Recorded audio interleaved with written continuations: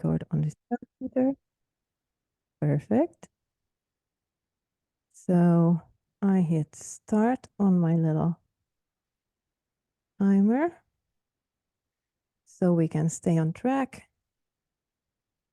And let's see. I'm gonna hit play there. Hold on 1 second. And share screen.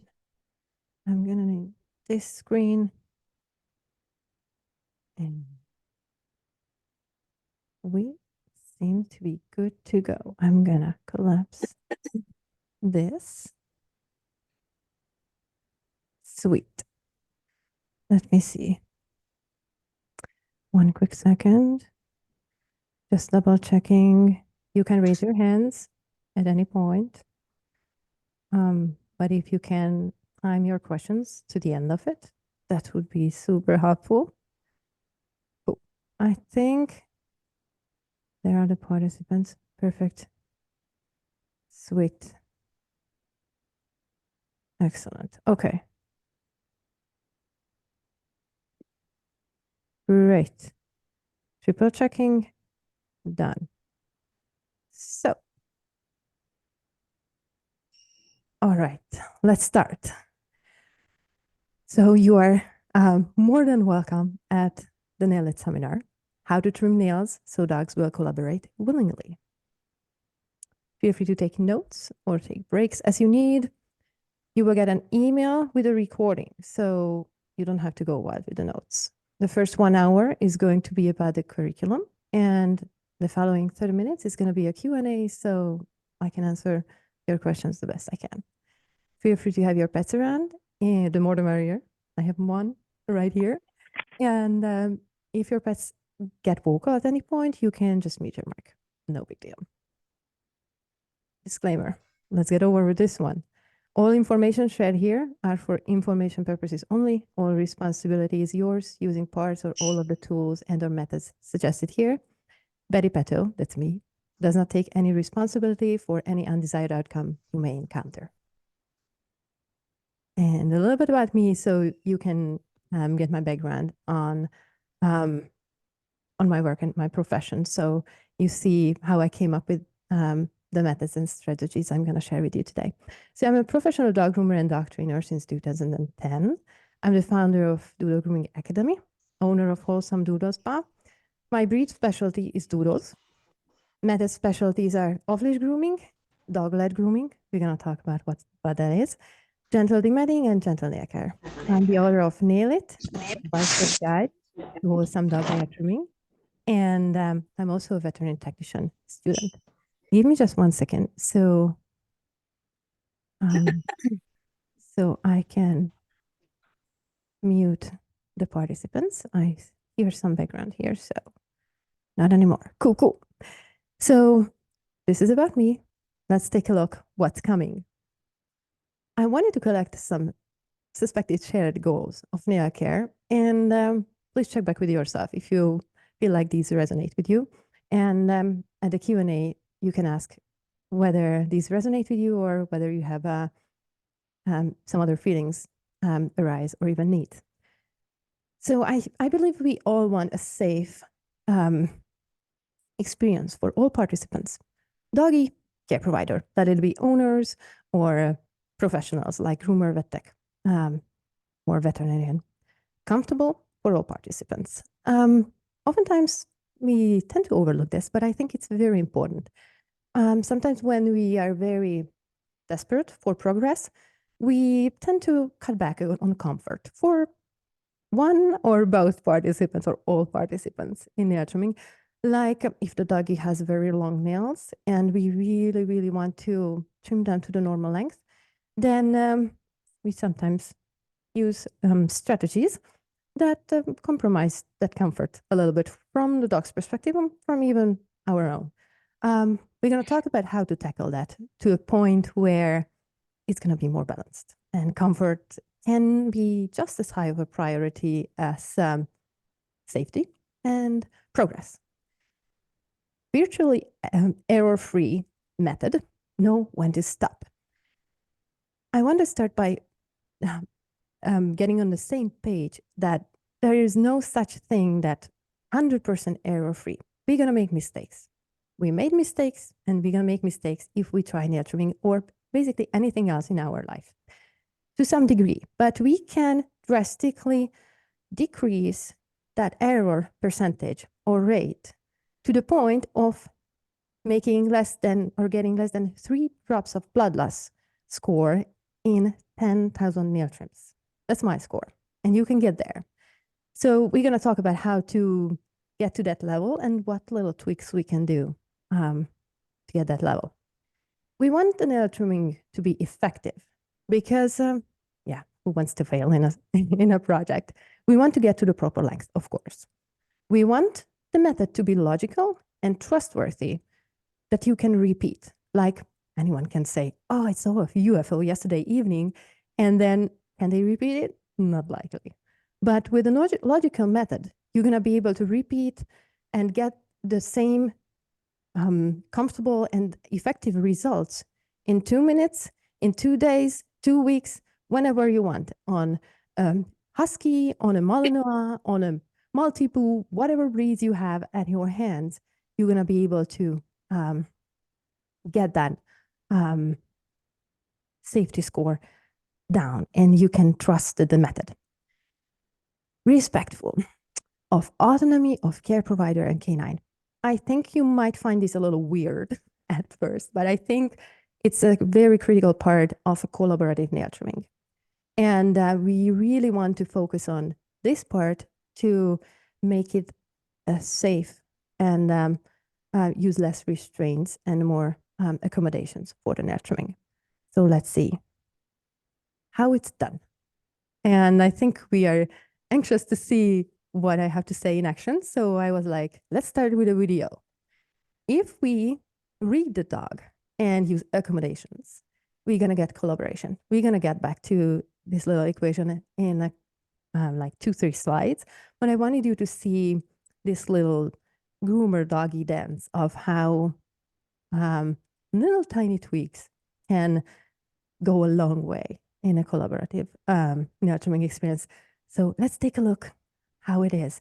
This is Toshi, and he's standing freely on the grooming table, and I'm accommodating him by letting him sit when he wants to sit. He's watching my kitty cat or doggy, I can't remember who is there in the background, and he's letting me trim his dew claws. It takes a while to get a good grip, and I let him sniff the nail file.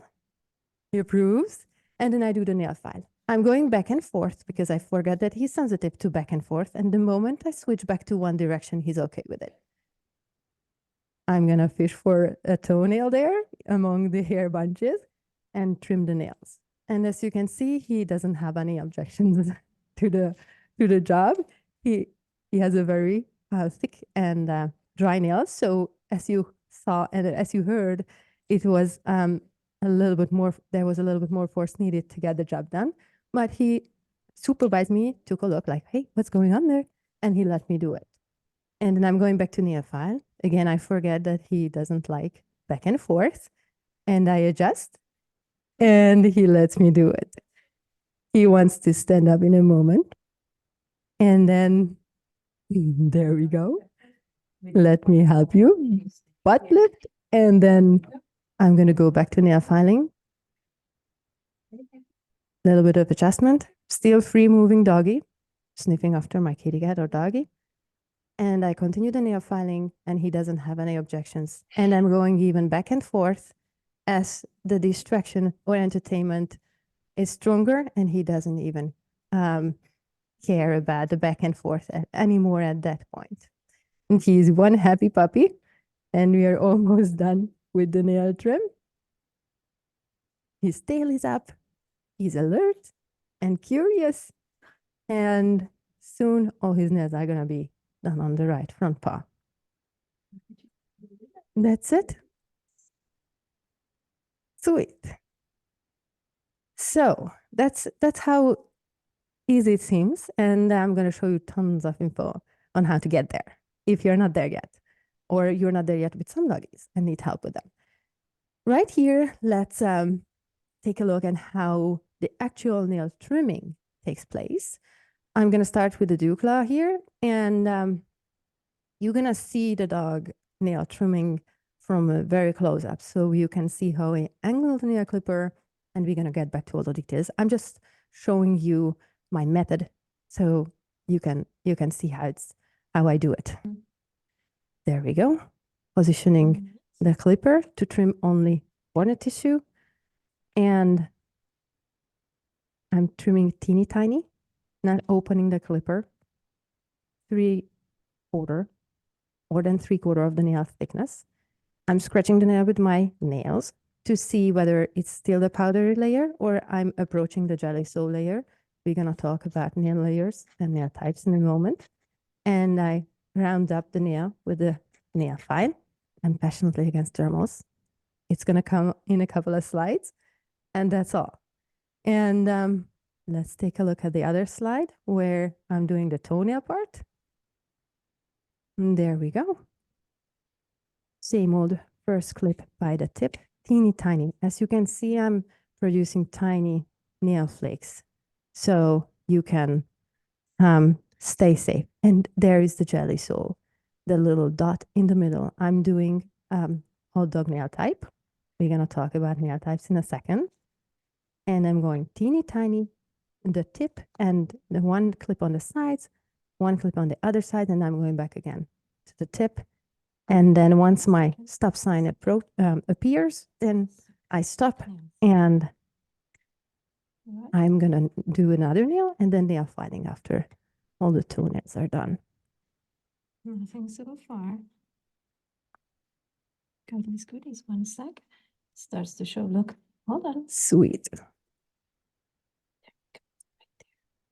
Awesome.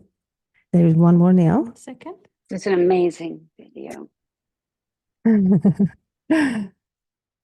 And it was my husband's help as well.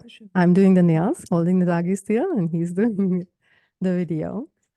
You can test your doggy's collaboration level by trying to take images of the nail itself without even using any tools, just the camera to take a look.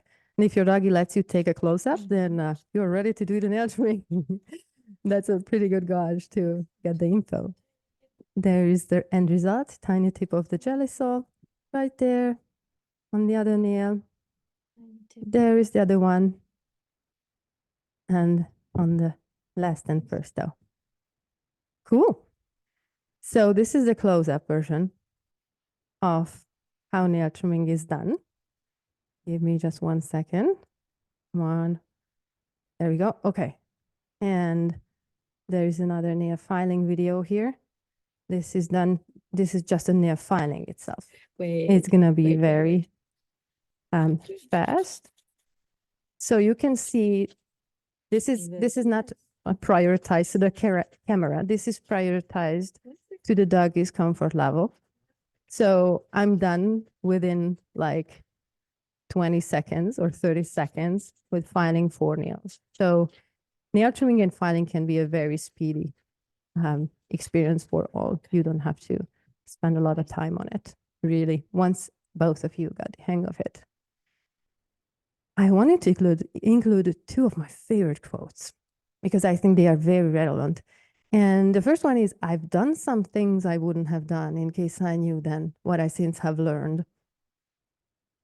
A critical part of nail trimming is forgiving ourselves and forgiving other care providers that made mistakes throughout the nail trimming journey of your dog or the dog you are working with as a patient client. And it's super important to sort that within ourselves because doggies pick up on our energy level so fast, probably faster than we are aware of them, and they react even to that. So I'm going to show you techniques like the compassionate communication method from Marsha Rosenberg that can help you stay compassionate with yourself. So you're going to feel curious and excited about nail trimming as opposed to anxious or worried or terrified. So your doggy won't react to your emotional level or will pick up your positive energy or desired energy. And they will be like, all right, this chick or guy knows what they are doing. So I will just collaborate. No need to worry. The other quote is, you do the best you can until you know better. Then, when you know better, do better. Sometimes we get into the habit mode and we get comfortable with the habits, and sometimes we even call them norms. So, or rules and so on. And I think it's a critical part to understand that learning about something is amazing. It's very helpful. It will open up your perspective. And if you feel like the method worth a try, then doing it and trying it is key. Somehow, one way or another, try to, if you feel like the method I'm sharing is worthy, give it a try. If not tonight, then tomorrow or in 2 weeks, but work up that power in you to give it a try so you can get different results than before. What makes dogs steal cornea care? This is, I think, the most frequent questions I get. So let's tackle this one. This is the equation. I'm not a big fan of math, but I really wanted to include this one. Reading dogs plus using accommodations equals collaboration. And when we are reading dogs and we use force, we're going to find resistance on all participants, on all sides, basically, both sides of the nail clipper. So when we read dogs, we can tell whether they are in comfort, discomfort, or they are collaborative or not, or sometimes we label them as good dog, bad dog.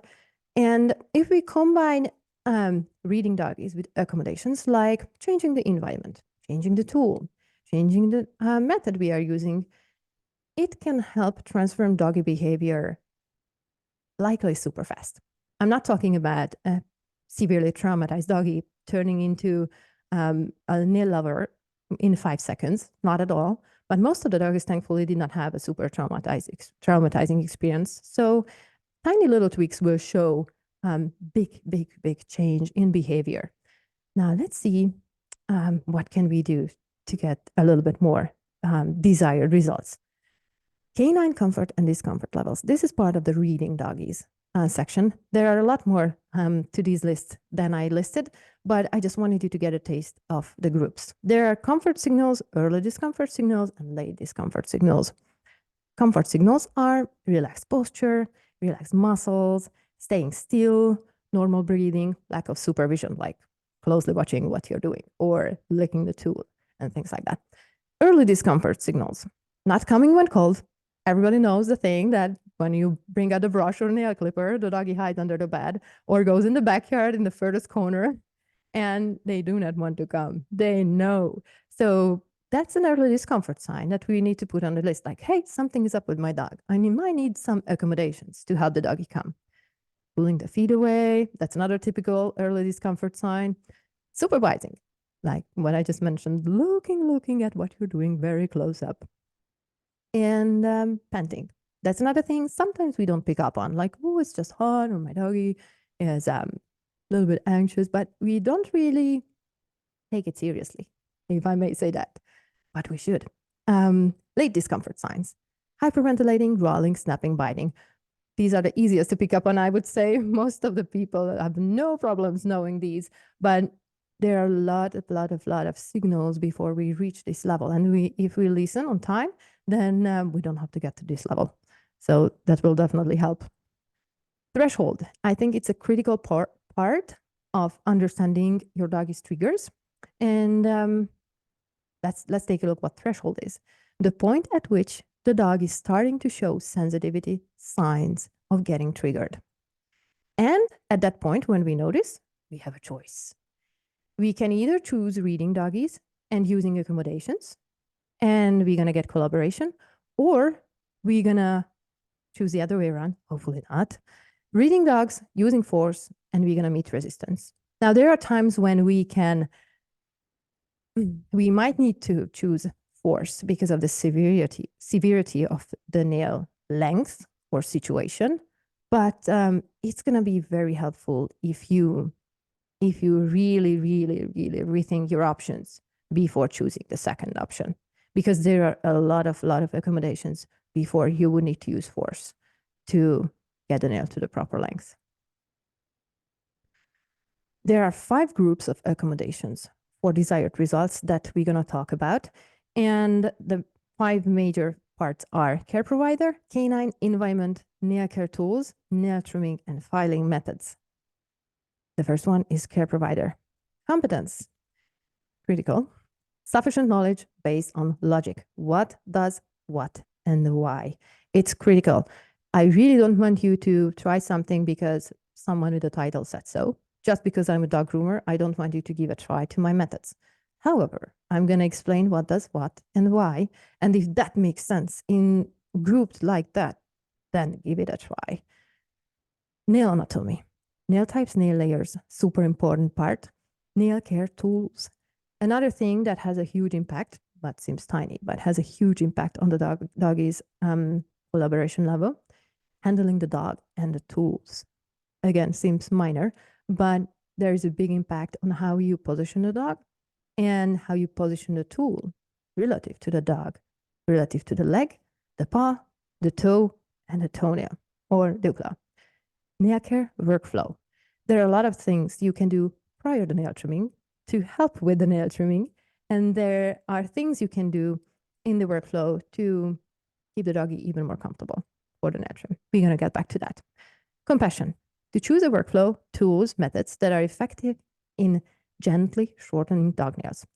Again, oftentimes we feel desperate and a very high desire to make progress, but we really should not prioritize progress over keeping the doggy comfortable. We're going to get back to that as well. To be respectful of autonomy of the canine, to choose one's way. It might sound like too touchy-feely, but it's critical. If you think about it, we can talk with our hairdresser when we are getting a haircut, and whenever the little buzzing thingy comes closer, they can tell us like, okay, it's no big deal, it's just a clipper, and you feel like confident because they have a label like a professional, and you suspect that they know what they are doing, and you know that it's not going to hurt or cut your head off or anything like that. Now, it's different with doggies. We can tell them like, hey, it's okay, it's just a nail clipper, no big deal. I just attended a nail ed course, and it's going to be way different than before, so chill out. We can do that. So we really need to make sure that we are looking at the whole big picture from the doggy's autonomy perspective as well to keep them comfortable. The last part of the care provider section, honoring where we are in our journey. Just like in the quote I mentioned, we need to forgive ourselves and other care providers to keep our energy level at a point that will feed the dog to collaborate, not to fight the process. Second part, canine. These are some very important, might seem minor things, but are super, super important in collaboration and comfort. Eye area trim. If you are doing a husky's nails, it's not a big deal, but if you are doing a poodle's or a Maltipoo or schnoodles nails, eye area trim is critical. We talked about reading the dog's behavior. Looking at the eyes is one huge part that you can take advantage of. And if you see the eyes, it's awesome. If the doggy can see what you are doing, it's amazingly helpful because they will feel confident.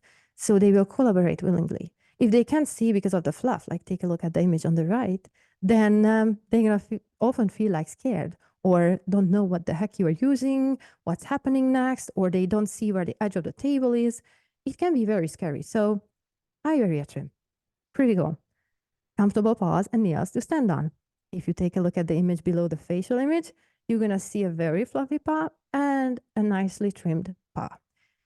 To get the doggy collaborate willingly, feel balanced on the table, don't slip on the table, even when it's non-slip tabletop. You really need a paw hair trim to get that doggy to the comfortable level and on the collaborative level. So that comes very handy, and it's super easy to do. Comfortable on the surface, environment positioning by the dog's definition. Again, the dog is the major participant in nail trimming, so we need to see the whole situation from their perspective. For example, if we say you should be comfortable on the grooming table because I just put pile of peanut butter on the top and you should be just eating it and letting me do the nail trim, that's not going to work all the time. And if the doggy has an acorn in the front left paw and we are lifting up the front right paw and the dog is pulling the leg back like crazy, then we can go on an exploration and figure out whether the doggy is sensitive to nail trimming or whether there is something else going on, like an acorn in the other paw. And once we remove that, the doggy suddenly won't pull the paw back. Surprise, super awesome. So we need to think outside of the box to keep comfort as priority. Comfortable experience with the workflow, action of cutting and filing nails. Huge, huge help if you know how to angle the nail clipper for cutting and filing, so you can keep your doggy comfortable. Doggies react to the squeezing sensation of the clipping, the action of the clipping. So if you are nowhere close to the quick and you squeeze the nail from the sides, I'm gonna have close-ups to explain this, then you're gonna be able to transform behavior super fast, because this is one of the major things why doggies react. Another way you can accommodate your doggy, soaking the nails to soften them. I think it's self-explanatory, so we don't need to get deeper into that. Education, training desensitization of the dog for nail trim sessions. You don't go to college and do tests all the time. No, you go to classes and then you learn and then you go to do the tests, right? We should not expect anything else from the doggies. They need to experience being on a table, jumping on the table, staying there, sitting down, turning around, so we can have a collaborative experience. So practicing that prior nail trimming will definitely help you. Exercising the dog before nail trimming. I can't tell you how much this is overlooked and how huge impact it has if you exercise the doggy before nail trimming. Even a tiny walk or playing fetch in the backyard or in the hallway when it's rainy goes a long way. Elimination right before nail trimming. I would wiggle and move around if I had to pee. So doggies do the same thing.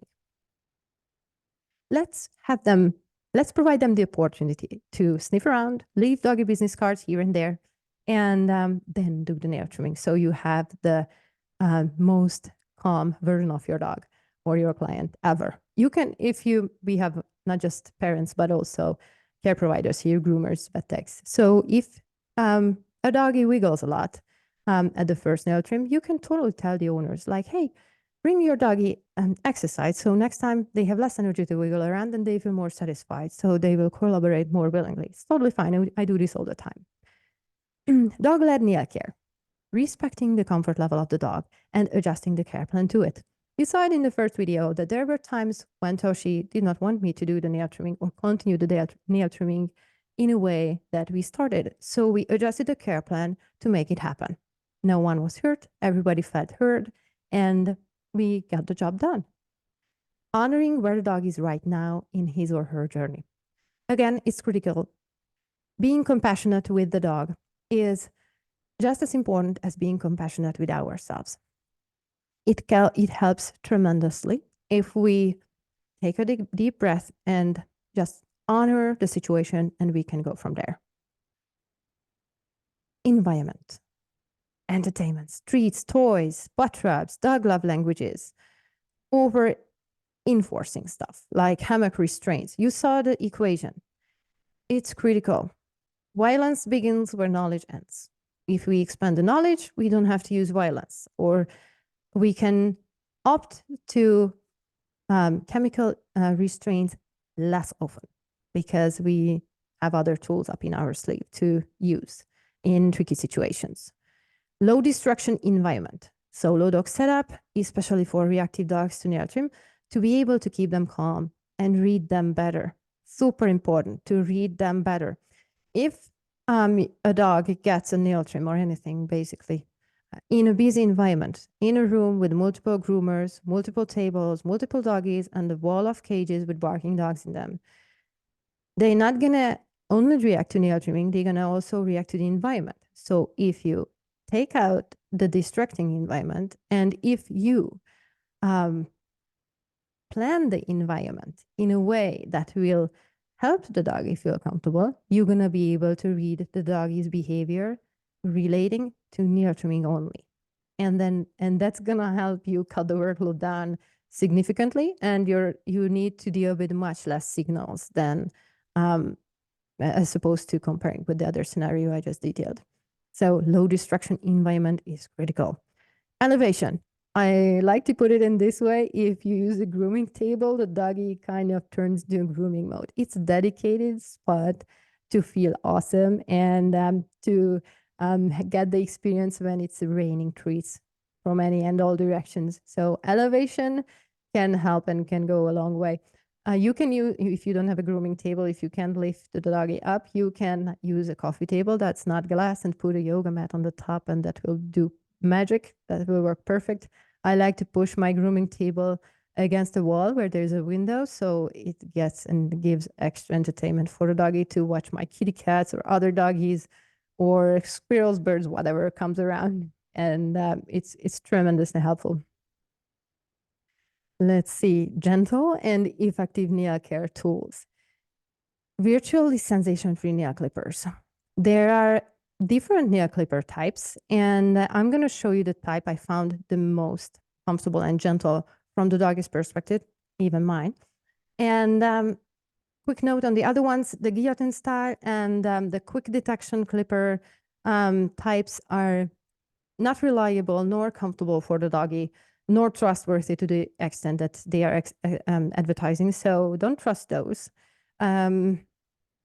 Trust the method and the knowledge of anatomy much more, and get a clipper that has sharp jaws on both sides, not just one, like the guillotine style.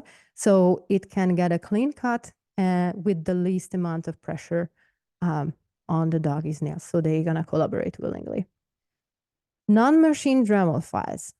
I know many groomers use the Dremel, or many people once use a Dremel because it promises fast resolution or fast nail grinding, or they promise error-free nail trimming, nail grinding, but it works super fast. The vibration on the toe often triggers doggies to the point when you're gonna develop unbalanced biceps on one side where you're holding the doggy legs, because you need to support the doggy so much to hold the whole leg in one spot, because they are pulling so much to avoid the sensation. So I'm much more into proper use of nail clipper, proper understanding of nail anatomy, because if you don't know the nail anatomy and you rely on the Dremel to like, okay, it's just nail filing, you still can hurt the dog. You still can get the nail to bleeding, let alone tearing out hair pieces that caught up in the drum with the root. So I really like to eliminate stuff like that as much as possible. And since there are other tools, we can totally work with those. So it comes very handy. Okay, I need to speed it up because I just took a look at the time, and I really need to hurry up. So cutting and filing method, positioning the dog, the leg, the paw. We're going to talk about all of this in images. Sounds peachy. So what the heck can I do? You might ask. What every care provider needs to know. I think we agree that each individual dogs need a bit of a custom recipe. Some need a tiny accommodation and will do perfectly fine. Many will do amazingly with a combination of accommodations. And the severely traumatized doggies need a bunch of adjustments needed to make it happen. There are a few elements, though, that we can implement to any and all nail trimmings, and we're going to talk about those. So it applies to everyone, really. Now we are on the same page about expectations. Let's take a look at some doable actions, what we can do. How can you ensure safety in your cutting method so you won't trim the nail too short? Spoiler alert, the tongue of the clipper is not it, though it's a major selling point. Pause the one, pause those. Core safety, comfort, and collaboration measures for trimming nails. Understanding nail types, taco hot dog and nail layers, visibility, removing the tongue of the clipper, critical. We're gonna talk about how to prevent cutting the nail off. View the nails from the puppet side, continuously controlling the opening of the nail clipper so it won't encircle the whole nail. Fingertip roadblock to avoid the clipper running up on the nail length and cutting it off from the base. angling the clipper to cut tiny slices like snowflakes, just like you saw in the video, teeny tiny cuts to form a little pointy tip in the middle of the soft tissue to avoid cutting in the nail. Nail types, getting to the exciting parts. There are two nail types, taco and hot dog. And here you see on the left, there is a black doggy nail. That is a taco nail type. You can clearly see the horny tissue. You can clearly see the soft tissue, and you can totally see the line where you need to stop. I'm going to send these handouts in an email after the seminar, so you don't have to worry about screenshots or anything. You can do it if you want, but just wanted to give you a heads up. Hot dog nail type gets a little trickier, but it's totally clearly visible. I think you can agree. So let's go from the outer surface towards the inside. Most outer surface, obviously, is the horny tissue, shiny, hard. One layer deeper is the powdery sole layer that looks like powder, flour, whatever you call it. If you rub it with your nail, it's going to come off. And in the middle, you see that circle. It's called the jelly sole layer. It's not the tip of the quick. It's the layer right before that. So that's your stop sign when you are working on a hot dog nail type. And the little line on the left is your stop sign when you're working on a taco nail type. I think it's pretty easy to see difference between the two. Good news, bad news, doggies can have either or both nail types on their paws. So if you check one nail, that's not going to tell you the whole deal. And dew claws and toenails can have the same or either or different nail types. So let's take a look. Oftentimes when you search for the nail, how to do nail trimming, you come up, you find images online that show you what you see similar to this on the right, like as if you had X-ray eyes. Like it's handy to know these layers. I'm not saying that, but you need to translate that information into real life layers. So you can translate, okay, this layer is this, that layer is that. And here is the conversion from the anatomy in a drawing and how it looks in real life on a taco nail type. We talked about that in the previous one. Hot dog nail type. We see a different nail color there. Good news, all nail layers can have different colors, but I have a summary in the Nail It book on what pairing or grouping can occur, so you don't have to worry about it. You can find it there. Again, horny tissue on the most outer surface, powdery sole, and then the jelly sole right in the middle. That's what you see if you position the doggy's nails properly. Visibility. Remove the tongue. Super important.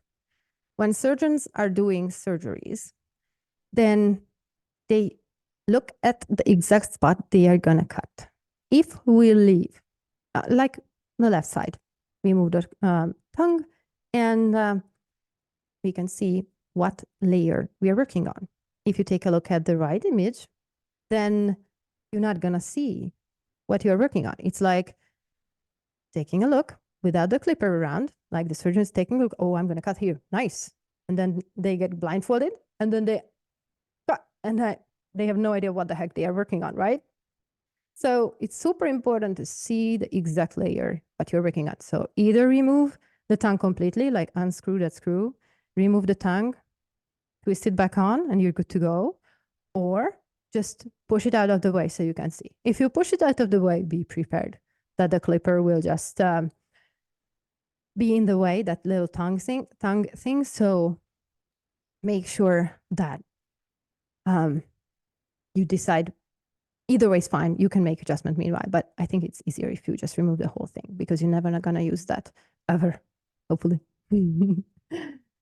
Cool. Visibility, pop-out view. This is the bread and butter of nail trimming beyond anatomy. Positioning of the paw. You need the pop-out view.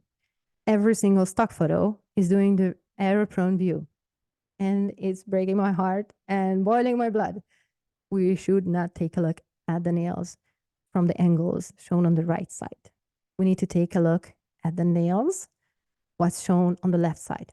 Either way, the doggy can stand, sit, be on the side, be on the back. You need this view. If you are hanging from the ceiling, it's totally fine, but you need this view one way or another. So make sure you are looking at the nails from the puppet side. Super, super, super important. Nice. Continuously controlling the opening of the nail clipper jaws. Open the nail clipper jaws only and so much so that you are ready to destroy what gets caught in it. Super important. I see this mistake all the time. And even on tutorial videos, let's call them that, because they make so many mistakes, even on the tutorial video that I just can't believe they uploaded that. And you need to be hyper aware when and how much you open up the clipper jaws. And then you're golden. If you can control that, great. If you can control that, you can practice on cashew nuts. We're going to get back to that. Open the clipper jaws only when you are actively using it and close it with the lock right after you're done. Or when you're needing to adjust the grip or the dog or take a break.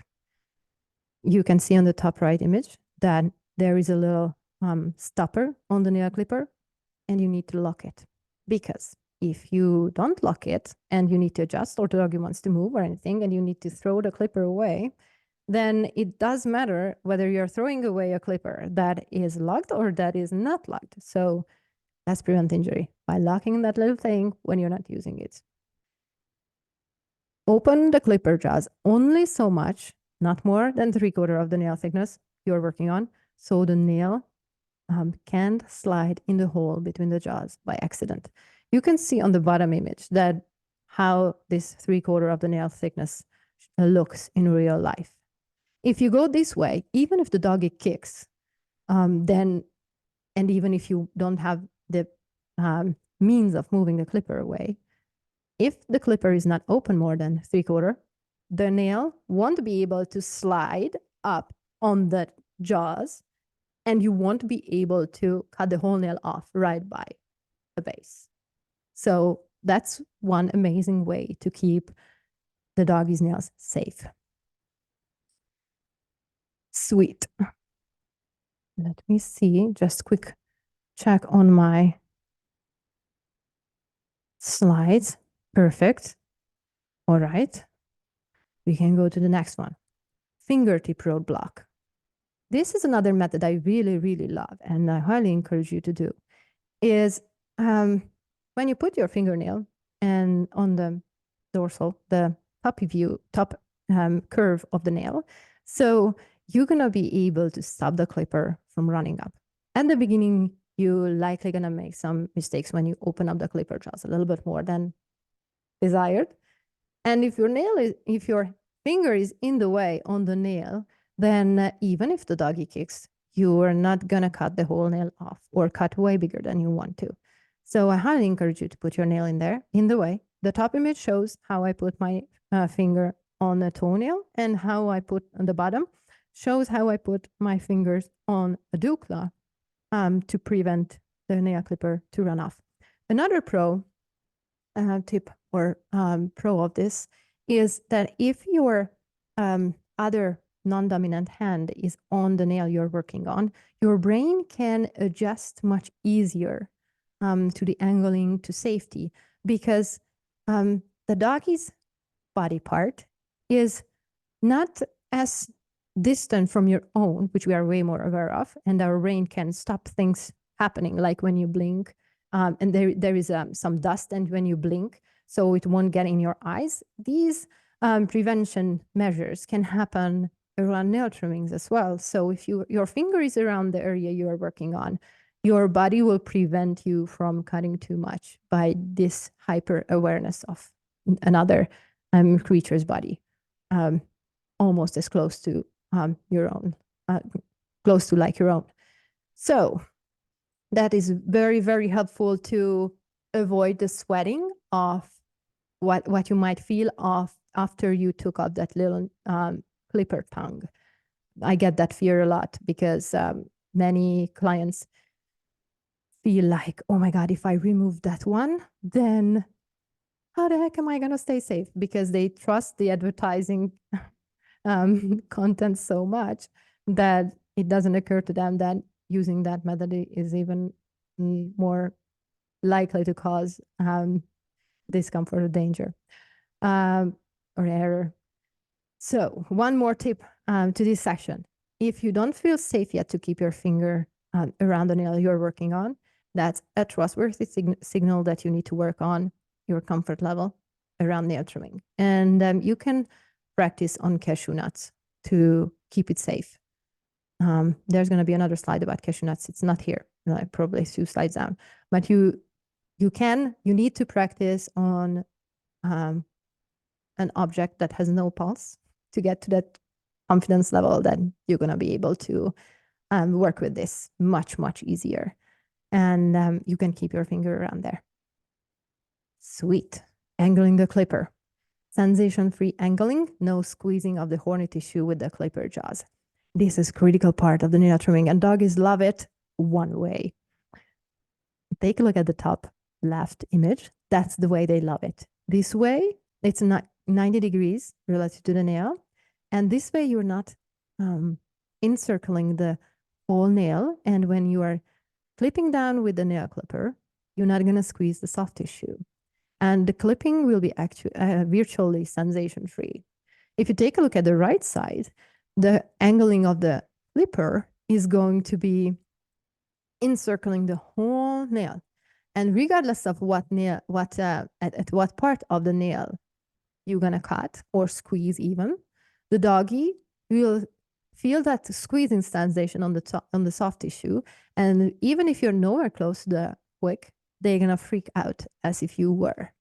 So on the bottom images, you see if you are putting pressure on the 2 sides of the taco nail type, bottom left image, then the doggy will feel that sensation and they will act up or try to tell you like, hey, something is up with this holding method. Give it another try.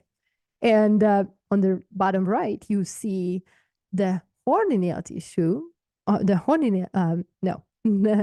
hot dog nail type, and the horny nail tissue gets squeezed on the sides if you are using the nail clipper in a way shown just above it. So you really, really need to make sure that you're angling the clipper properly so it won't cause any pressure on the doggy's nails. This is one of the biggest tweaks of beyond understanding the nail types and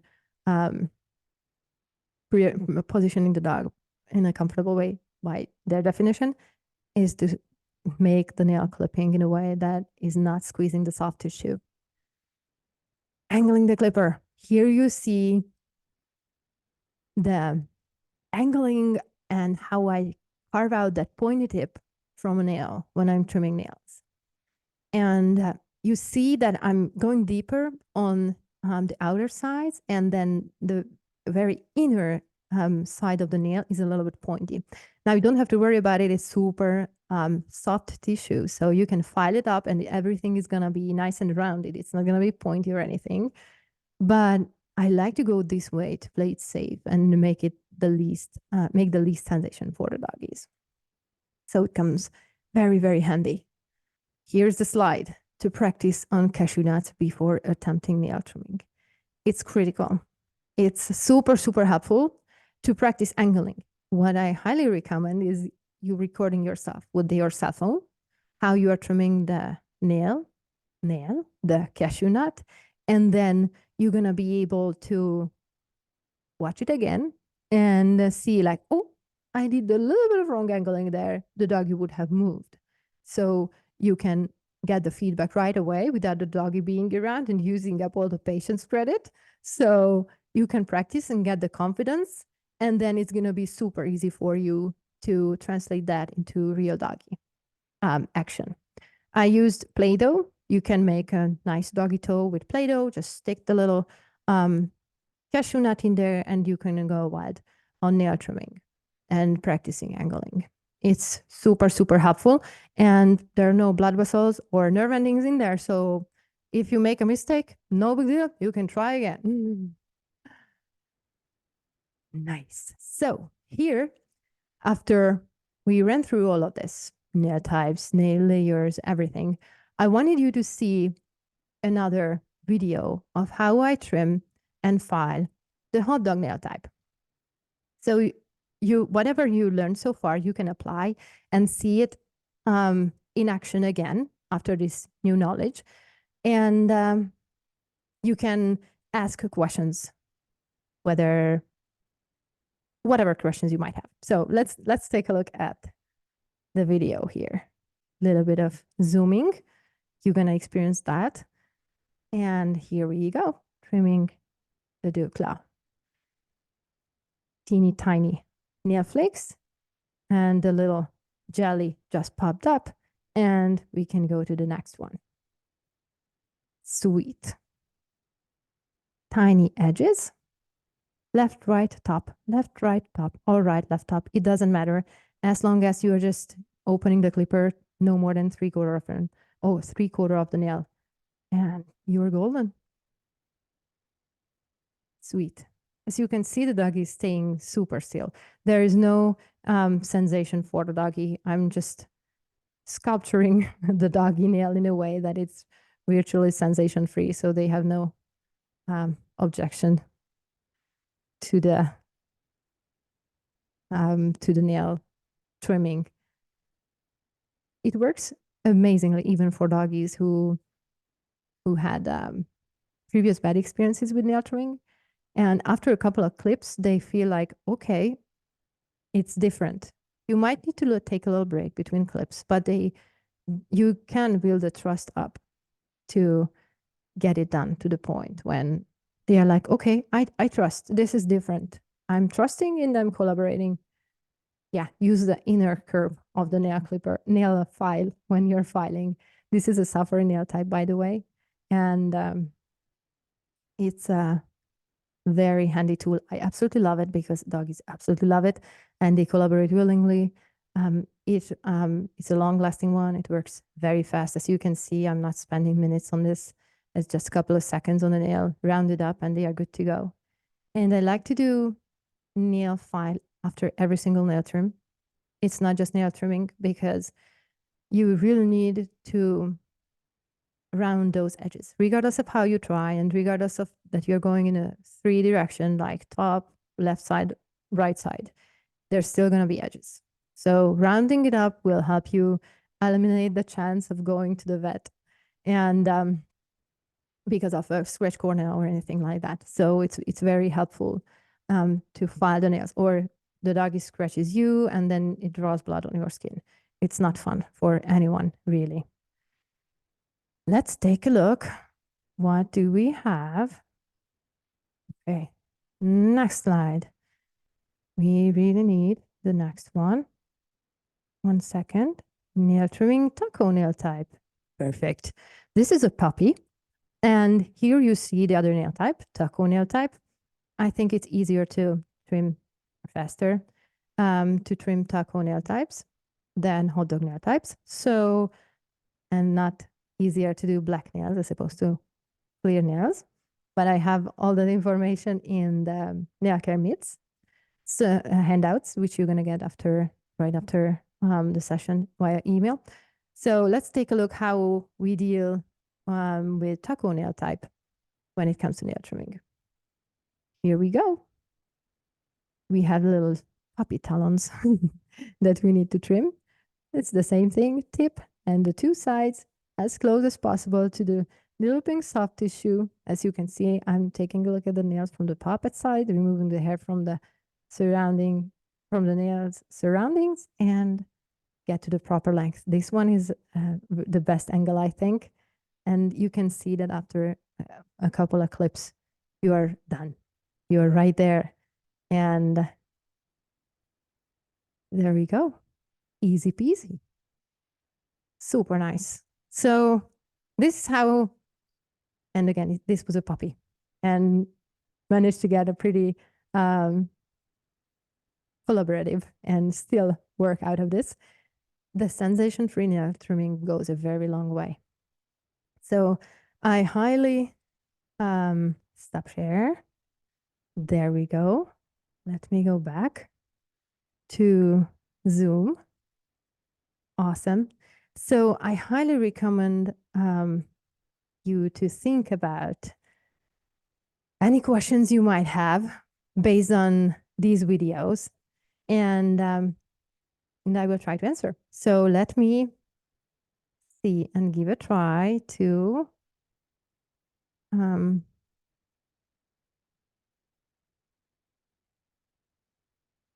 unmute everyone. Okay, you can unmute yourself now. Perfect. And anyone who has any questions can raise their hand or start talking. And okay. Okay.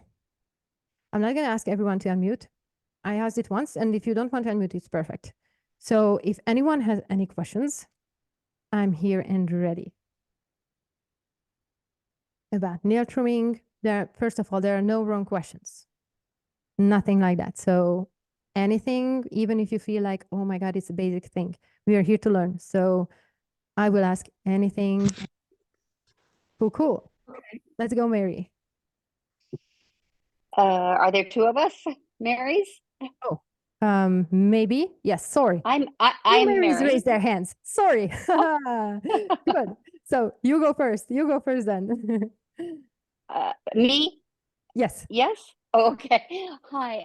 Yeah, I struggled with this. My dog is in the 3 groups you showed, my dog is relatively compliant. She trusts me for almost all her grooming. She is an Australian Labradoodle, like a golden doodle. They have very furry paws. Yeah. She lets me do a really good clip around her paws for that nice fuzzy look. I'm guilty of using a Dremel. I have the Diamond G tip that doesn't seem to get hot. And I'm careful to, I've seen other videos, nothing as good as what you are doing here. Thank you. Most of the videos I've seen talk about removing the hood tissue by going with the Dremel up the sides, over the top, down the other side. Yeah. I've been doing that. I a couple of times have had a pinprick of blood and I stop immediately. Yeah. I don't think I'm ready to I'm ready to give that up from what you have shown here, but I'm still not clear, even though you have these wonderful pictures of where that quick is. So often it'll say, look for the dot. I don't see any dot. It seems to me almost like the quick is coming over the top of her nail and not sort of under and back. Is it possible that I have a dog with an oddly placed quick? Have you ever seen a dog where the quick was not where you expected it to be? Yes. Okay. And no, but okay. And she's a hot dog. Sweet. So let's say this is the doggy's nail, and this is the top, the dorsal view. Doggy's head is there, and this is the ground. So sometimes when we take a look at the doggy's nail, the jelly part can be, let's say this is I need something round. Anyways, I'm going to show it here this way. So this is the doggy's nail, front view. That's going to be easiest. Okay. This is what you see, what you're facing. And sometimes the little jelly dot can present lower down here, almost right by the bottom side of the nail. Sometimes, where the pad is. Yes. Yes, okay. Sometimes it can present closer to the middle section, but I've never seen it up top because the horny tissue up here is significantly thicker because that's the protection of the nail when the dog is walking. So the upper end, the horny tissue will be always thicker. So I would not ever expect, at least I never seen a doggy with so thin horny tissue on the top that the quick presented up there. I would expect it somewhere in the middle or on the bottom side somewhere. But if is the dark line that comes over the top of her nail just some kind of coloring on the nail and not any quick or vein? It's hard to tell Per- without seeing it. Okay. If you Okay. send me an image of the nail, I can draw you lines and tell you this layer is that layer is that, and explain it to you on exactly on your doggy's nails. So I would go that route because without seeing it, Thank it's you. more like a guessing game. But I can be Okay. very precise if you send me images. Okay. Thank you. You're welcome. Any other questions from you? I just want to tell you this is the most amazing opportunity, and I am eternally grateful. I'm so glad. I'm so glad. It feels really good to hear that. So it helps tremendously. Thank you. Thank you. Okay. Melanie. Oh, hi. First of all, Betty, yes, thank you very much for sharing your knowledge. It's very much appreciated. You're welcome. During COVID, I started to groom my own dogs, and now through retirement, I'm actually training to be a groomer. Sweet. Yeah, so I've been taking one of the things I find with my dogs, and you talk about elevating them. So my doodle was giving me a hard time with being elevated. So he actually lays on the bed and is able to do that. But one of the things I notice is some of the nails are clear. And when you have a clear nail and you can see the quick, can you instead of doing, the two sides and the top, keep working down, are you able to go further down and make one cut, or are you still then risking squishing the horny tissue? Do you follow what I'm saying? Absolutely. Great question. I need to add two things here.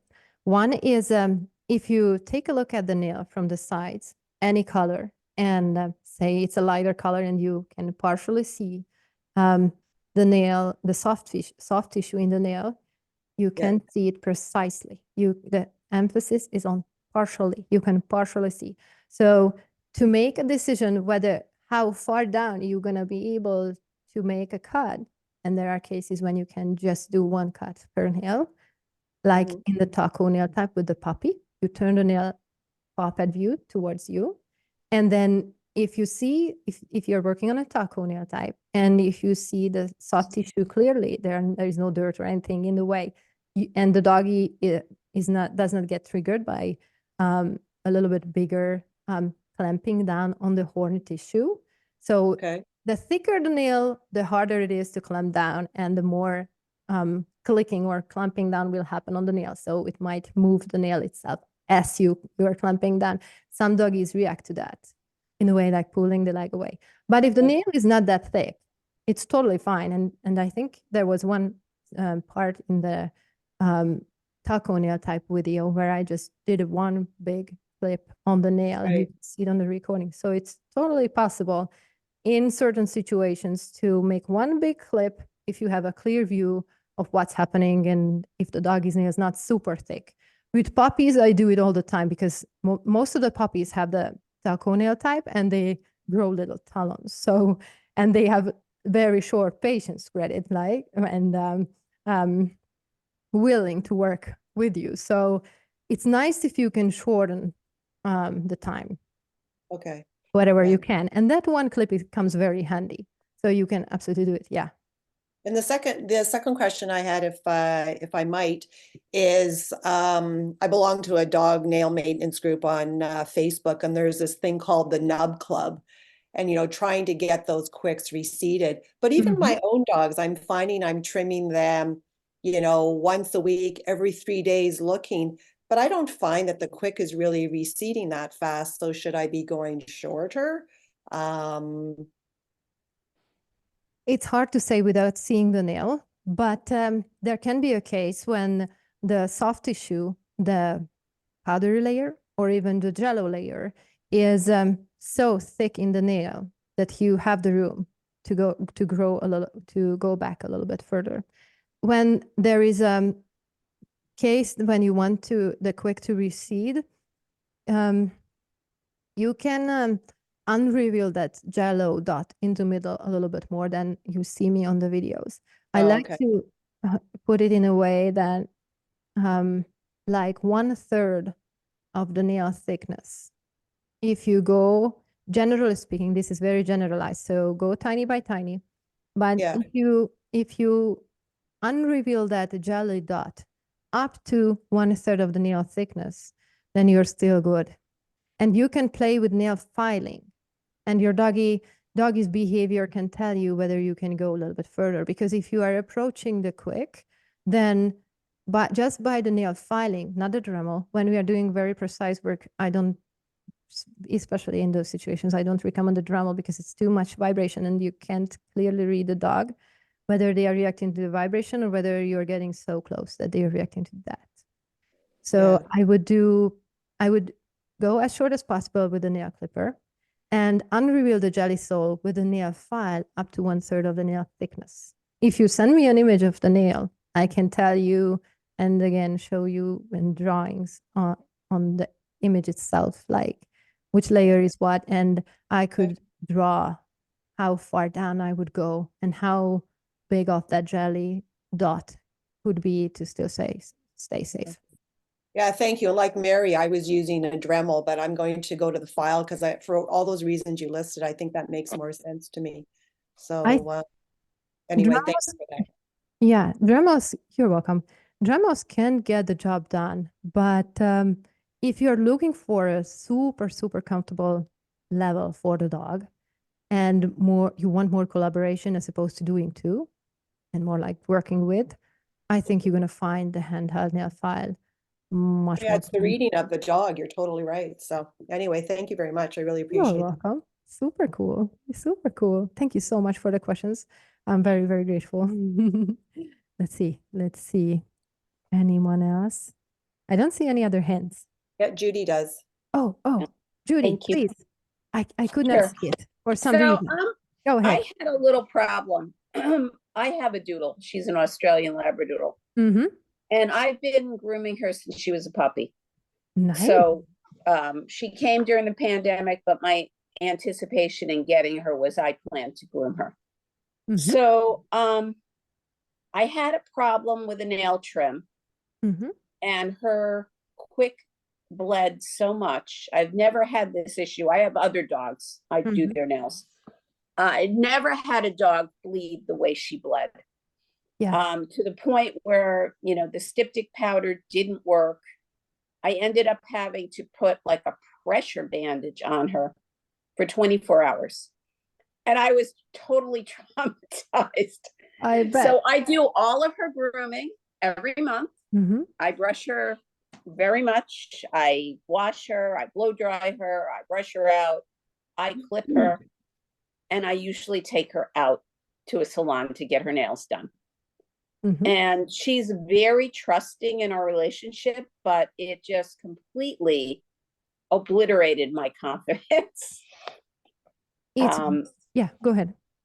So I'm wondering, one, I would want to know what the best stuff to have in the house for this kind of an emergency is. And two, I'd like to try and start breaking myself into doing it safely, which your video was, and I do appreciate the information, very helpful. But I actually knew a lot of the information, and I think I was doing pretty well. I do start with clean paw pads. She doesn't always like having her paw faced upwards. So maybe I need to start conditioning her more towards that position without trimming her nails. Because she doesn't, even though I've always handled, because I knew I was going to trim her nails from day one as a puppy, I've been fiddling with her paws. I've been holding her paws.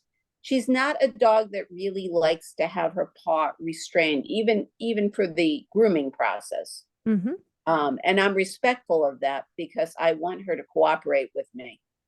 So I usually will let her go. I'll try different positions. But I was just wondering about that. Come here. Yeah, sweet. First of all, I'm impressed that you're grooming your puppy. You're grooming your doggy since puppyhood. It's very nice. And I would like to make two notes here. One, has your doggy ever been diagnosed with bleeding disorder? Anything? Any other No. that? No, she's perfectly healthy.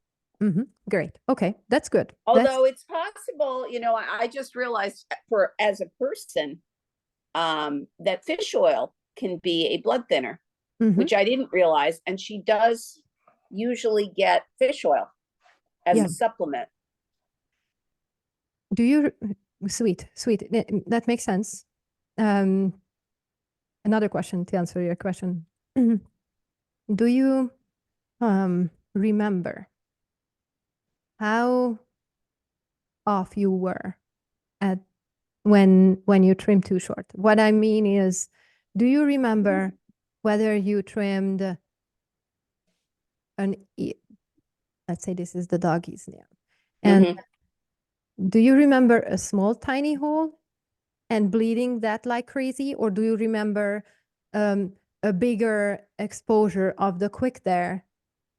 I'm just thinking I don't remember. All I it was know just is blood all over. I made the clip. Mhm. I immediately saw she was bleeding. Mhm. And then I stopped all nail trimming, and I was just trying Mhm. to, use Stop it. Yeah. pressure and the styptic powder. Yeah. And I thought I had stopped it. And then I brought her upstairs, and then I realized that no, she was still bleeding. The tricky part is once you stop the bleeding, even with pressure and styptic powder, there is a very, very, very thin layer on the top of that cut line, on the top of the quick, that is Mhm. sealing it up. So if the doggy moves, even just one movement on the ground with that leg, that will be worn off and the bleeding starts again. So you That's probably what happened. I think so. And given that your doggy was not diagnosed with any kind of bleeding disorder, then it's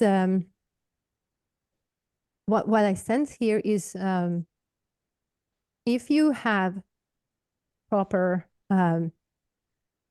preventive methods to keep the clipper sliding up on that nail, because Mhm. sometimes doggies move their legs. On the videos, you see very still doggies, more still Mhm. doggies on the scale than what averages out in my spa, because I wanted you to see the work in detail and on a still doggy. So when we have those prevention methods, like keeping your finger on the tip of the nail so the clipper can slide on the nail itself, I think you will be able to be way more precise in angling the nail Okay. clipper.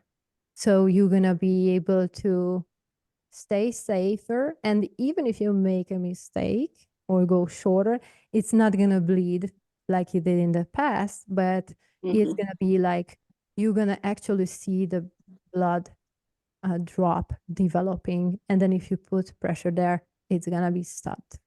Okay. Okay. So it's a very different thing if you in error if you keep that nail, your finger on the top of the nail. Okay. You get a better sense of the doggy's body, and you're gonna be able to go way more precise. That's my 2 cents. Did it answer your Okay. question? Thank you. Yes. Yes. And practice on cashew nuts. It will Yeah. bring so much confidence in you. Angle it, record it.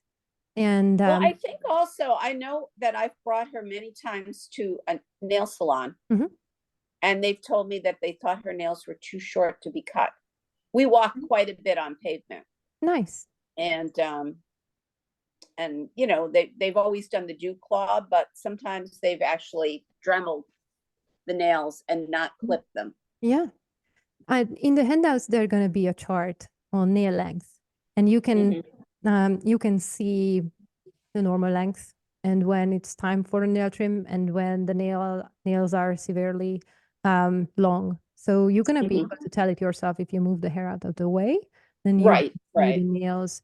I suggest to try it, to check it when the dog is standing on all fours on the ground Mhm. or Mhm. table, move the hair either with hands or blow dryer, and then see the nail relative to the ground, the tabletop or the ground, and that will definitely help.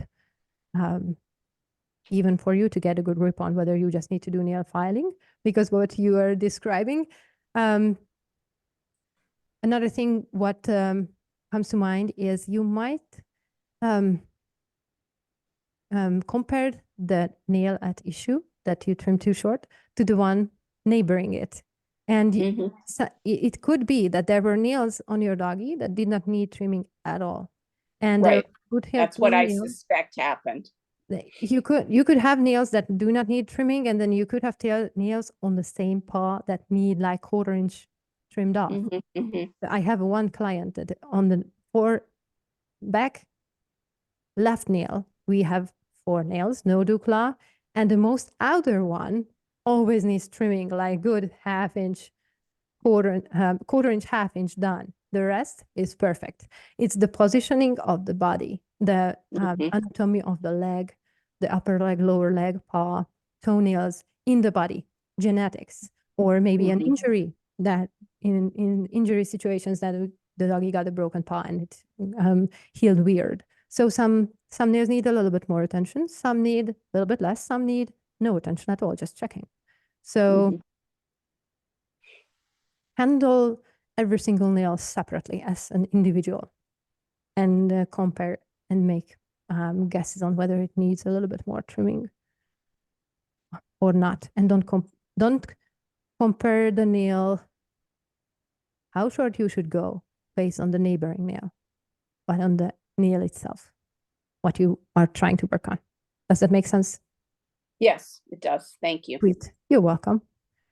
Cool. Okay. I see 2 more questions. Do you feel satisfied answering your questions? Yes. Sweet. Okay. Let's go. Who do I have here? Mary. I'm lowering your hand. Me? Okay. Yeah, Judy, I had the same experience with my dog, and it is stunning when that bleeding breaks through again and they run around and you think you stopped it. Yeah, it's not fun. Yeah. And I was using clippers, but I didn't know how. So that's why I went to the Dremel. But Yeah. I don't think so. One thing, my dog, I'm hearing clicking on the floor. I know her nails are not terribly long because I do keep them. They've been Dremeled down, but I still hear the clicking. So I will look for your pictures to see what they should look like. My question is with the Dremeling, at least for sure, I have a lot of trouble getting a good look at the underside when she's up on the grooming table. And I try to, I stay close into her so I don't pull her leg out. Mhm. I want it comfortably bent so she's, in a good normal position for a dog, and try to turn that paw up. And I just have a heck of a time keeping her, even though I'm not putting any strain on her joint, other than what she would normally do to lift. And so I resorted to putting her down on, I have a raised bed, and I sit on the floor with my legs under the raised bed, and I use her, I look for her foot there with the Dremel. That's sort of worked. Like I said, I'm ready to switch, but I need help figuring out how to get that back paw positioned. Does it ever work to have them lay down? Is it always Totally. better? Either Oh, way, I could. whatever position. Okay. The only She thing, seems pretty happy laying down. perfect. Yeah, Have a headlamp. I do. As long as you have a good visual. The doggy is comfy and still, and you have a nice lighting, which can be totally resolved with a headlamp. You are good to go. You can do it anywhere, really. Okay.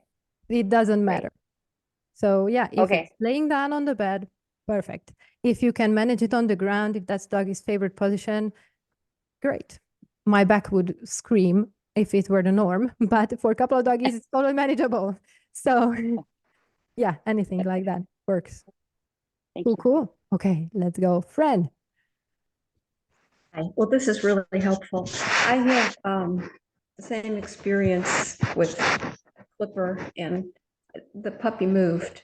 Yeah. Pretty sure that's what happened. And the bleeding was just horrific. Yeah. I had to bandage her for several days. Mm-hmm. And she likes the taste of bitter bandage, it turns out. So that was not a good thing either. But anyway, so I've been using it's not a Dremel, but it's the same Mm-hmm. sort of an appliance. And we have a pretty good understanding. I've rehabilitated both of us, Sweet. especially me. But here's my question. So I understand that the clipper, first of all, the idea that you don't open it all the way, that's good. I like that. And I understand that it's perpendicular to the nail. But as you're going from right to middle to left or whatever, Mhm. are you keeping it straight upward or sort of swiveling it a little bit according to what you're trying to clip? Does that make sense? Totally. I think. Let me explain, and then you will tell me whether I got it or not. So generally speaking, doggy paws are similar, like our hands, like not every single toe is the same length. Like it doesn't look like this, but we have a little curve. So I'm angling the nail clipper from the side here and from the side here. And I have room this way. And I can move around on the other side here, like clipping it from here and clipping it from here, and I'm done. If I were to go to this angle to this nail, obviously I don't have enough room, or I need to move the nail out of the way, one way or another, whatever works. And you can position the nails. I don't want to flip the bird. No, you can. You can position the paws and toes in a way that you get a better access. So as long as this is the direction, you're good to go. And you can even play with this angle. Okay. If your dog is not sensitive and you're just clipping horny tissue, you can go this direction. It doesn't matter that much. With experienced Okay. dogs, it's not going to show much. With doggies who are sensitive to nail trimming, then I would go hardcore this angle or this angle. So there's going to be virtually no squeezing sensation on the nail. I think I didn't buy a clipper. I thought I would try to be brave and do this again because I think it's a lot quicker. And then I completely, but it does have that flap. Mhm. But if I believe you can set it so that you cannot go any further, like you can set the opening. Have you seen that? Yeah, that's the main selling point of making it look like it's safe, but it's not. The It's reason not, for okay. that is because if you imagine a surgeon doing surgery and making the cuts, the equivalent of that nail clipper, I should have brought one here, of that nail clipper having the little tongue on the opening would be moving the clipper. Okay, I'm the surgeon. I'm going to cut right there. Great. I'm going to put the clipper there. I have the little tongue on and I cut. And I have no idea how deep I'm going. Got it. Okay. And I can see what's happening. As opposed to, I am a surgeon. I need to see what I'm doing. So I'm going to cut right there. I'm going to move the little clipper there. And I exactly see what's underneath the clipper. And I can exactly see which layers I'm working on. So Got it. removing that clipper, I like to take it off completely because that will help you build your awareness towards understanding of nail layers. And it just brings focus in you. So you're going to be able to do a better job. That helps you tremendously. So keeping that out of the way, I'm very sad and upset that this is a major selling point, because sure thing, it will prevent you from cutting the whole nail off because it's in the way of the clipper. It will block the whole nail. And when it's out and you open it more than 3/4 of the nail, then you can cut the whole thing off, but the whole nail. But we have preventative measures like keeping your nail there and keeping the doggy comfortable and being able to position the nail clipper in a way that the doggy won't kick or wiggle or try to jump or run away from us. So there are tons of preventions that you can implement so that weird thing won't happen when you cut the whole nail off with the clipper. And you can still see the exact nail layers you're working on. Got it. Yeah, Does this that all makes sense. Thank you. Sweet, you're welcome. Any other questions from you? I don't think so. Cool. Awesome. Let me run through the chat and see what questions we have there. I don't see any more raised hands. If you do, please let me know. What can you do if they do bleed?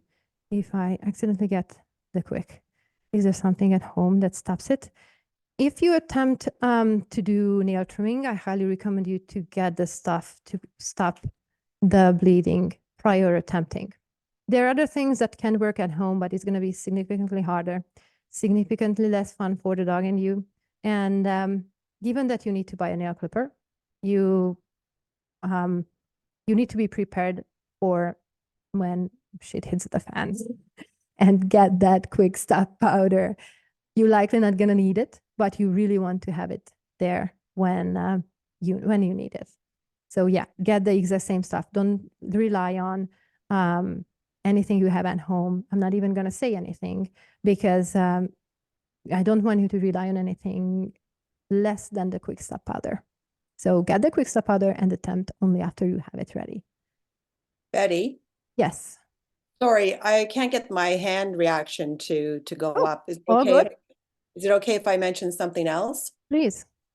One of the things that wasn't covered, and I think it may be worthwhile to mention, and I have firsthand experience, not only with my dogs, but more when I've been in the grooming salon, about the importance of wearing eye protection.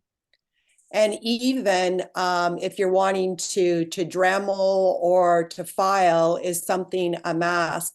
But honestly, I'm wearing kind of like a mosquito net thing now, just to protect myself from the nails. That's actually an amazing idea. And I totally agree. And I'm super glad that you raised this issue because I'm guilty as charged. I'm not always wearing eye protection. If I'm being more honest, I'm more often not wearing eye protection as opposed to wearing them. So yeah, having it will help me tremendously. I could not find an eye protection that is that helps me prevent nails flying in there anyway. They always find an angle, and I need to find something, an eye protection glasses, so it will help. But I have little hat with bee netting on the top that hangs down to my neck for doggy, for blow drying doggies or de-shedding doggies with lots of undercoat to prevent my face to be covered. And that will be an amazing addition. That will prevent doggy nails from flying in my eye. And I think I'm going to be way more comfortable with that.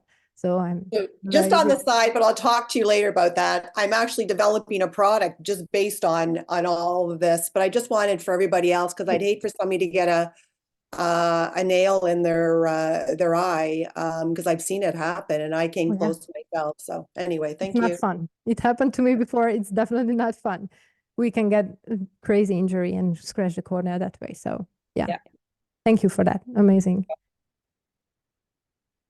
Okay, Melissa. Hi. Okay, this gets a little bit off topic, but at the same time, it speaks to like the visibility. So I've got two. I've got Australian Labradoodle, and then with big furry paws, right? Oh yeah. And then another one though, I have a little Coton, like the Tulier, so really small dog. But the visibility, right? Both of them very furry dogs. And their paw pads get all full of fur, right? So it's you know, I understand like start with a clean paw, but the little one especially ends up just getting and this gets, you know, again, I got away from the nail trimming, but at the same time gets those really tight mats and stuff within the paw pad. So I ended up just like you know, I can't see them as well. I'm the one that posted about being 50 and my vision being terrible now that this is really challenging. But I guess just any advice on that, just so that, you know, I ended up taking them to a groomer now because I didn't trust the mats and then also the nails, you know, so I ended up taking them elsewhere. But I don't know, just, I know it's off topic, but anything to speak to that, those tight paw pads, you know, with the furriness and visibility there. First of all, I think it's totally relevant because trimming the paw hair will bring more balance and confidence to the doggies for nail trimming. And so I think it's totally relevant to get the paw hair nice and short. If you do it frequently enough, you're not going to encounter mats. If you keep the coat short enough, like ½ inch or even shorter on the paws, and I mean paw pad side, down here and among the pads, they're not gonna mat, even if the dog is licking or running in wet grass every single day, 24/7. So keeping it short enough will definitely help you to be able to trim the paw hair easier, because removing mats from the paw pads or among toes is very tricky. Needs to be done very precisely, and there's a high chance for injury if you don't have the experience, and a much higher chance for the doggy to not be too willing to collaborate. So trimming the paw hair frequently enough will help you. And if you clean out everything down here, you're gonna have, and you don't want the top of the paws short like poodle, then you, even if you just do the bottom side very short, then you're gonna get a much better visibility to the nails. And you're gonna be able to find them faster. If you go up to the base of the nail on the pads, that will help you tremendously. And then with more practice, you're gonna be able to, on one of the videos, you see me separating the toes and the hair from the toes. So you can practice that. Good job. And then you're gonna be able to get a better grip. Eyesight wise, Mhm. I would say proper eyewear glasses out of my expertise. I wear reading glasses, so I can see those almost as well as on the images, on the high-res images on the keynote. So it's easier when our vision is better, but I see myself getting to the point when I'm gonna need eye not just eye protection, that one as well, but a little bit of accommodation glasses wise to help me with my vision later down the road. Yeah, no, that makes sense. And light as well, like you said, the headlamp for sure. And I know I've seen too where they've said just go over like the base of the pad, you know, for the fur. So do you recommend that, or you do recommend kind of separating the pad and kind of going in between a little bit further carefully, obviously? Again, Personal, yeah, sorry. Mhm. I was just going to say again, much easier for the doodle with the big spread out kind of paw pads versus that little guy, you know, Yeah. hard to get in For- there. I have a multi-poo, petite little thing, and her paws get very furry. And I use this shear in a very tiny 4-inch version Okay. that size the whole thing, have the size on the tip. So I have more wiggle room to play around with the paw hair and positioning. And I like to go up on the upper end of the toe pads, right to the base of the nail, because that will help me eliminate hair from the nail area themselves for the nail trimming and after nail trimming.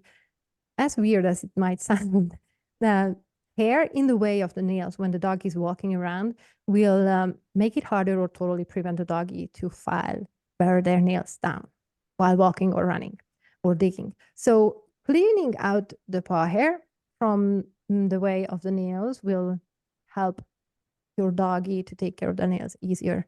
So it's going to be less work or no work for you in some situations. So yeah, I would go as high up as possible to the nail on the bottom side with trimming the nail with a tiny little shear, so it will fit better for your tiny doggy. Okay. Okay. And you don't recommend, I know somebody posted about the one is all mini. There's some of those little clippers, you know, that are tiny, you know, for little dogs. But yeah, I wasn't sure. You can give it a try. My personal experience is and preference is that doggies, in my experience, do better for the shears, the rounded tip shears. And in my practice, I use shears for trimming paw hair on the surface and among pads and among the toes. If you give it a try and your dog is fine with the sand and sensation and you don't seem to nick the skin around there, then you're good. That combination of doggy preference, your preference, and tool will work out well. If you find your doggy will react, then I would choose less triggering tools like the shear, because it doesn't vibrate, doesn't have any sound sensation much that would trigger doggies. Yeah. Okay. Makes sense. Thank you. You're welcome. I see Mary. Can you Yes. hear me? Okay. Yes. Melissa, I also have an Australian Labradoodle, and I have had good luck with that small head on the one is all. I was the one that mentioned it. And I understand that some dogs won't tolerate it because maybe of the vibration. I'm not sure. I've had very good luck with it. I'm able to like really get a good shave around her toe pads. And then I do the scoop to get out that big stuff in the middle that just is really very dense. I do use a small shear at the toe because of the webbing. I don't trust the one is all to not nick her inner webbing. I think I have more control with the little shear you mentioned. So I don't represent one is all by any means. I just have had very good luck keeping a really clean pad with that, but you know, it's individual. So Totally. If it works for you, good to it's hear. great. It's totally fine. Even if you find that like you really need the speed of a Dremel and your risk tolerance can handle the chance of hair getting caught in the drum, or you can work around with that, or you are willing to work around with that, like a little sock put on a nail with a little hole, so it's only the nail around, not the fur. Oh, that is important. I did find out. Oh, you reminded me of something. The little bags that oranges come in, you probably heard about this. If you pull, they're mesh, usually red, and if you pull that over their nail, it exposes the nail and pulls all the fur out of the way. It really helps. Can you send me a link to that? I don't have a quite picture of it. understand It's fruit and produce come in little mesh bags. If you know what I'm the talking mesh about. bags, right? Yes. Mhm. And you use that mesh, and I just pull it over her nail, over her paw. And the nice thing is that if it gets cut, or you know, you can get another one pretty No cheap. big Right, right. So yeah, so that does help with furry paws. I was not aware of that DIY, but it comes very handy. It comes very handy. Now I know what you mean. I totally thought that the tool itself comes with some sort of an Oh add-on no. that I was not familiar with, but now I get it. Very nice workaround. So I'm a little bit Zoom challenged and I can't find the hand raise thing. All So, good, all good. The mic is yours. Go ahead. so I have watched tons of videos on cleaning out the hair on the paw pads, you know, scooping it out and all of that sort of thing. Mhm. But the way you did your videos so up close and personal where you could actually see what was going on was awesome, because none of the videos that I've watched on cleaning out the hair on the paw pads, you know, you can't really see what they're doing. And it scares me, you know, that I'm going to get the webbing. I have a Sheepadoodle and a Golden Doodle, and I'm probably about 75% there. But if you did a little video, or if you had another one of these little sessions that was dedicated to the paw pads, I would love that. So I'm just throwing that out there in case you would be willing to do that. Sure thing. I think there is a video on Doodle Grooming Academy Facebook page about that. But I'm absolutely sure that there is a video of how to trim the eye area, the paws, how to prepare the doggy for a nail trim in the Nail It course that comes with the book. The Nail Okay. It. Okay. So Perfect. Thank you. either way, give it a try, and then you're gonna see me doing it, likely with the shears, not with the clippers. Any other questions? I don't see anything. Sweet. Whoever mentioned the glasses, can you write in the chat so I will remember your name? I would love to reconnect with you. So I forgot your name, sorry. And it would be super helpful if you could tell me your name if you're still here. Paw Pad Video, where can I see Paw Pad Video? Doodle Grooming Academy Facebook group, or the Nail It course that comes with the book. There's gonna be videos. Thank you. You're welcome. Yeah, no.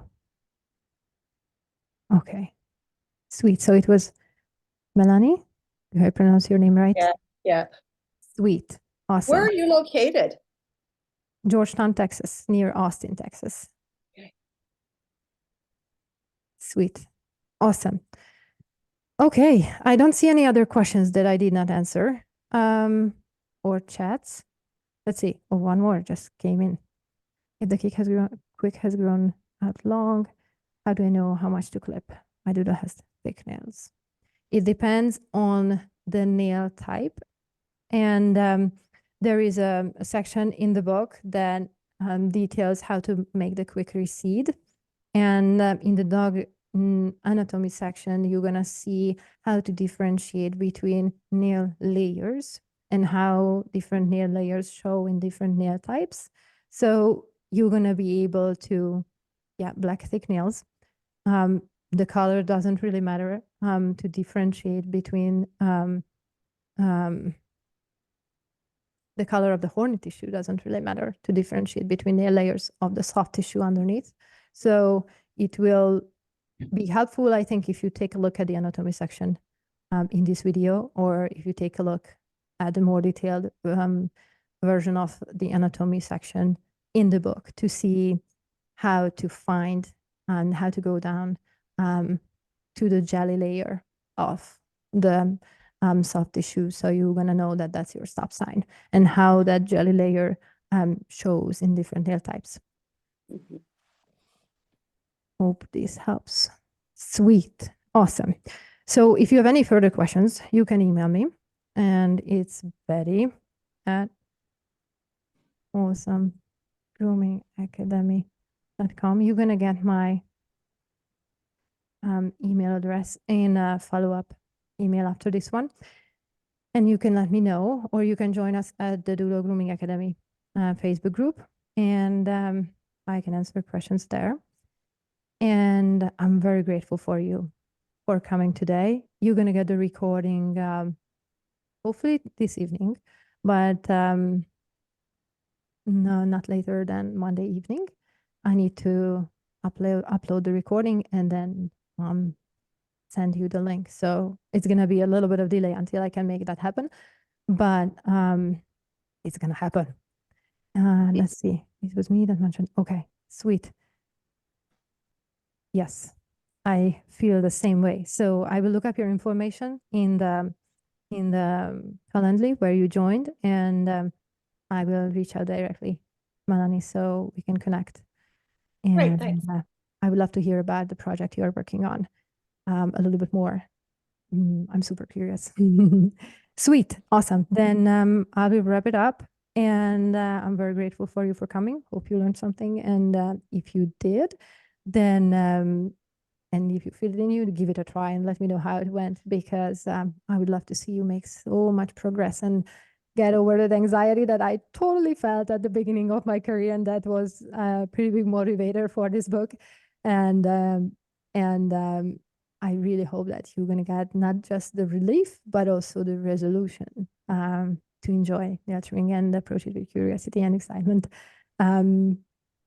Just like hopefully your doggy will. So with these little adjustments. So thank you again. Thank you. Have a wonderful Sunday. And I will email you soon of the recording of this video. Take care. Thank you. Good to see you all. Bye, Thank you. Happy rest of your doggy. Bye-bye. Happy Bye. holidays. Happy holidays, right? Take care. Bye. Okay, bye-bye.